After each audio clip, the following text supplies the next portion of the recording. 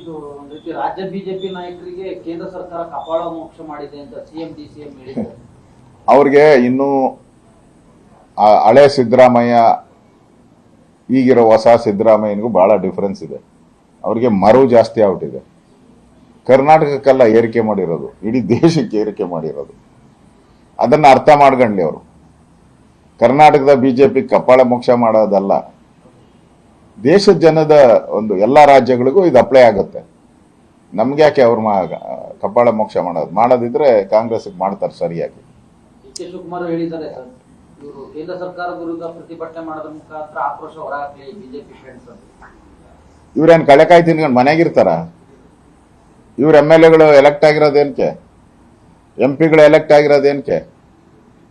ಇವತ್ತು ನಿಮ್ ಯಾವ ಸ್ಥಿತಿಗೆ ಬಂದ್ಬಿಟ್ಟಿದ್ದೀರಾ ಅಂತ ಹೇಳಿದ್ರೆ, ಸರ್ಕಾರಿ ನೌಕರರಿಗೂ ದುಡ್ಡು ಕೊಡಕ್ ಸಂಬಳ ಕೊಡಕ್ಕೆ ನಿಮ್ಮ ಹತ್ರ ದುಡ್ಡಿಲ್ಲ. ಈಗ ವೇತನ, ಸರ್ಕಾರಿ ನೌಕರರಿಗೂ ವೇತನ ಕೊಡಕ್ಕೆ ನಿಮ್ಮ ಹತ್ರ ದುಡ್ಡಿಲ್ಲ ಅನ್ಸ್ತೈತೆ.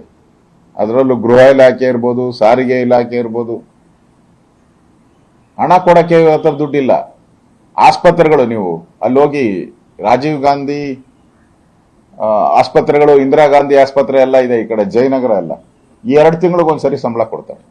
2 ಮಂತ್ಸ್ ಡಾಕ್ಟರ್ಗಳಿಗೆ, ಅಲ್ಲಿರೋ ಡಾಕ್ಟರ್ಗಳಿಗೆ, ನರ್ಸ್ಗಳಿಗೆ, ಸ್ಟಾಫ್ಗೆ 2 ತಿಂಗಳಿಗೊಂದ್ಸರಿ ಸಂಬಳ ಕೊಡ್ತಾರೆ.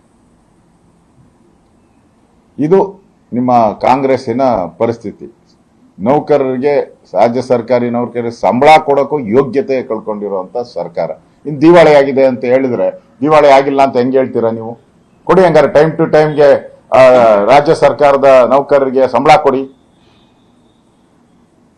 ಟೈಮ್ ಟು ಟೈಮ್ ನಿಮ್ ಗ್ಯಾರಂಟಿ 2,000 ರೂಪಾಯಿ ಟೈಮ್ ಟು ಟೈಮ್ ಕೊಡಿ. ನಿಮ್ಮ ಹತ್ರ ದುಡ್ಡಿದ್ರೆ, ನಾನು ಹೇಳೋದು, ನಿಮ್ಮ ಹತ್ರ ಹಣ ಇದೆ, ಸರ್ಪ್ಲಸ್ ಇದೆ, ಪಾಪರೇ ಆಗಿಲ್ಲ ಅಂತಿರಲ್ಲ.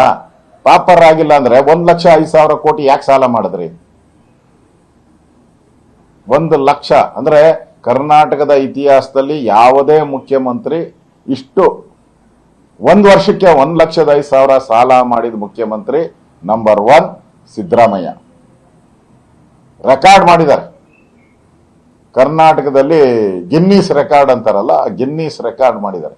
ಮುಂದಿನ ವರ್ಷ ಎಷ್ಟು ಲಕ್ಷ ಆಗ್ತಾರೋ ಗೊತ್ತಿಲ್ಲ ಇನ್ನು.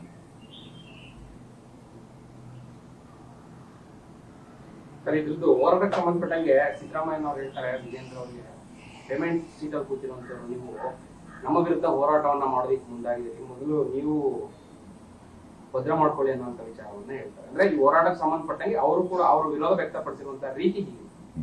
ಮೊದಲು ಸಿದ್ದರಾಮಯ್ಯ ಯಾವ ಮೆಂಟು ಅಂತ ಹೇಳ್ಬೇಕು. ಈಗ ಅವ್ರು ಯಾವ ಮೆಂಟು ಅಂತ, ಅವರು ಪೇಮೆಂಟ್ ತಾನೇ ಕೂತಿರೋದಲ್ಲಿ.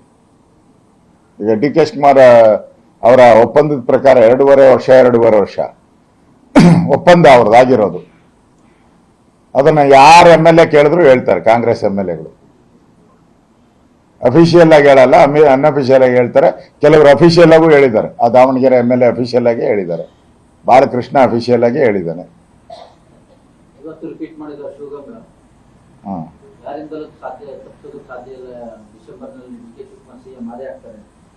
ಅದು ಫಿಕ್ಸ್ ಆಗಿದೆ.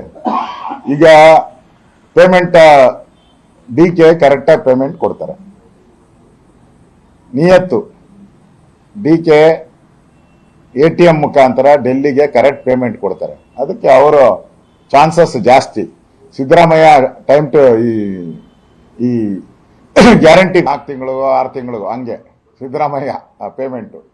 ಅದಕ್ಕೆ ನೋಡೋಣ ಕೇಂದ್ರದ ಕಾಂಗ್ರೆಸ್ ನಾಯಕರು ಯಾವ ಪೇಮೆಂಟ್ನ ಅಕ್ಸೆಪ್ಟ್ ಮಾಡ್ತಾರೋ ಅಂತ. ತಿಂಗಳು ಬರೋ ಪೇಮೆಂಟ್ ಅಕ್ಸೆಪ್ಟ್ ಮಾಡ್ತಾರ, ಇಲ್ಲ 5 ತಿಂಗಳಿಗೆ 6 ತಿಂಗಳು ಬರೋ ಪೇಮೆಂಟ್ ಅಕ್ಸೆಪ್ಟ್ ಮಾಡ್ತಾರ. ಒಟ್ಟಾರೆ ಸಿದ್ದರಾಮಯ್ಯ ಕುರ್ಚಿ ಉಳಿಸ್ಕೊಳಕ್ಕೋಸ್ಕರ ಅವ್ರ ಕುರ್ಚಿ ಭದ್ರ ಮಾಡ್ಕೊಂಡ್ಲಿ. ಬಿಜೆಪಿ ಕುರ್ಚಿನ ನೋಡೋದ್ರ ಬದಲು ಫಸ್ಟ್ ನಿಮ್ಮ ಕುರ್ಚಿ ಭದ್ರ ಮಾಡ್ಕೊಳ್ಳಿ. ನಾವು ಇವತ್ತು ಕರ್ನಾಟಕದ ಜನತೆಗೆ